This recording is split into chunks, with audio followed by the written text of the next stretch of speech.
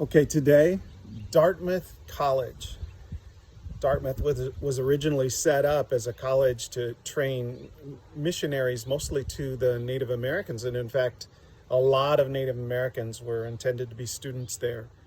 That college has about 3,000 students. It's up in Hanover, New Hampshire. I spent a couple of months there on a sabbatical in 1988, the beginning of 1988, where we had an international fast in Youth with a Mission, and I took that fast very seriously.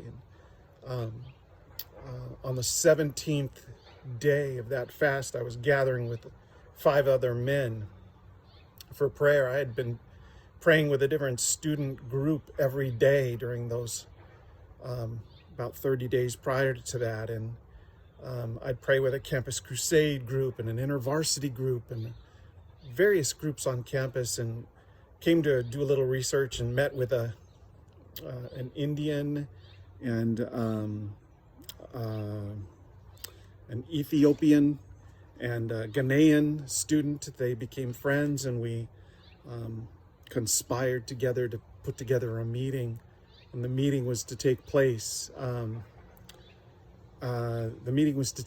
In a church right off campus, and we had invited all 432 international students. Over 100 showed up for a banquet dinner. We had every one of those students asked them all to bring a dish, and a dish from their own country, and to bring songs and skits and music and tapestries and artwork from their own cultures, so that they could show off their culture. It was an international dinner. The whole aim was to help the internationals, the foreigners, the strangers in our midst, to be welcome. And so I'm at this early morning prayer meeting in the 17th day of my fast, and we're celebrating that event that took place, among other things. But I had been doing research into student involvement in world missions, and I had read about the Haystack prayer meeting that took place at Williams College in 1806, and I had read about the student volunteer movement that got birthed at D.L. Moody's Mount Hermon Conference, and about John Mott, and about Robert Wilder, and several of these initiators, these students who were taking a role in changing the fabric of American culture and of the church's mission culture. And it is students that make a difference. So these students that met at that international dinner that we had took a lead and presented the gospel. And of course, I had an opportunity to present the gospel as well. And several came to Christ, and a Bible study got started. And this little church I was a part of is celebrating the fact that they had touched China, that there were atheists, former atheists from mainland China, Chinese communists who had given their lives to Christ. And this kind of ministry can take place through you, just by reaching out to strangers on campus. And there are many.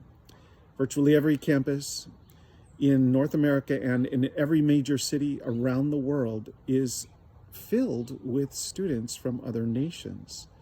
And they are often lonely and wondering, will anyone care about me as a stranger? It's not difficult work. Just be a friend.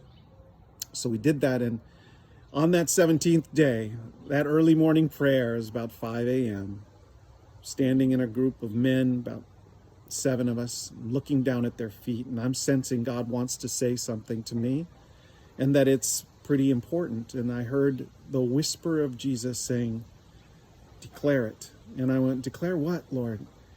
And it was, declare a new student movement that will reach the nations, not just through Youth with a Mission, but a new international student movement to complete the task of the Great Commission, making disciples of every nation.